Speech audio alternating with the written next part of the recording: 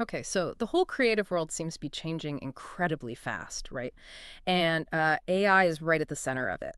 Today, we're going deep on YouTube's latest, pretty huge leap into AI video generation.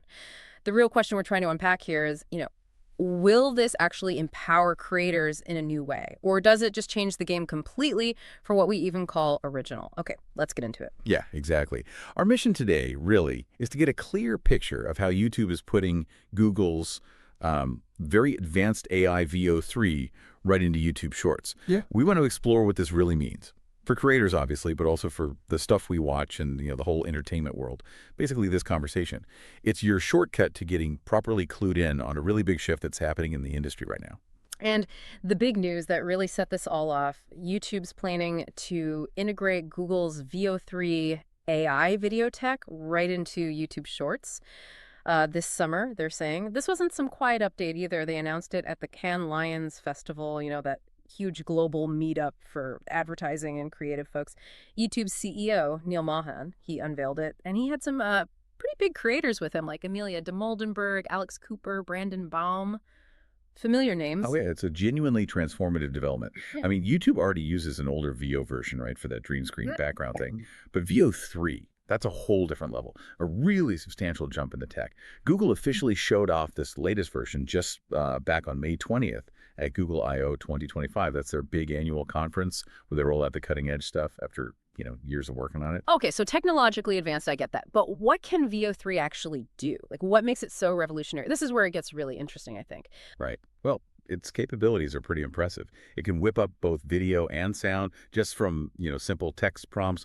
We're talking 8-second hyper-realistic clips. Mhm. And these aren't silent movies. They come with audio dialogue, sound effects, the whole package. It's arguably one of the most advanced tools like this that's available to, well, casual creators, people who aren't big studios. Wow.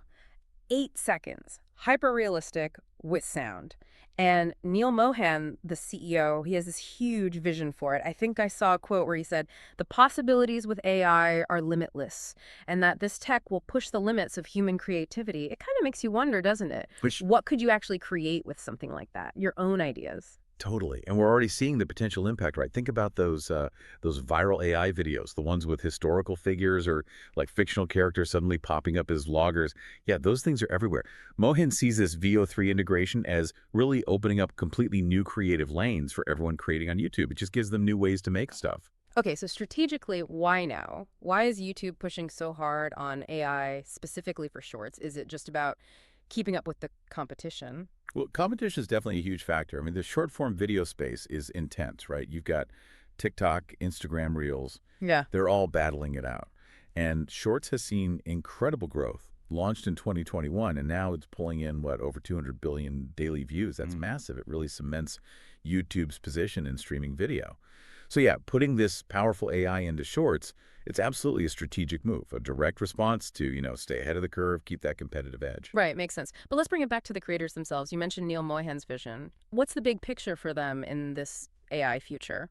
So Mohan's big theme, especially at Cannes, was this idea that creators are essentially the startups of Hollywood. That was his phrase. He's saying these digital entrepreneurs, they aren't just making videos, they're actually reshaping the whole entertainment industry that, they grew up watching.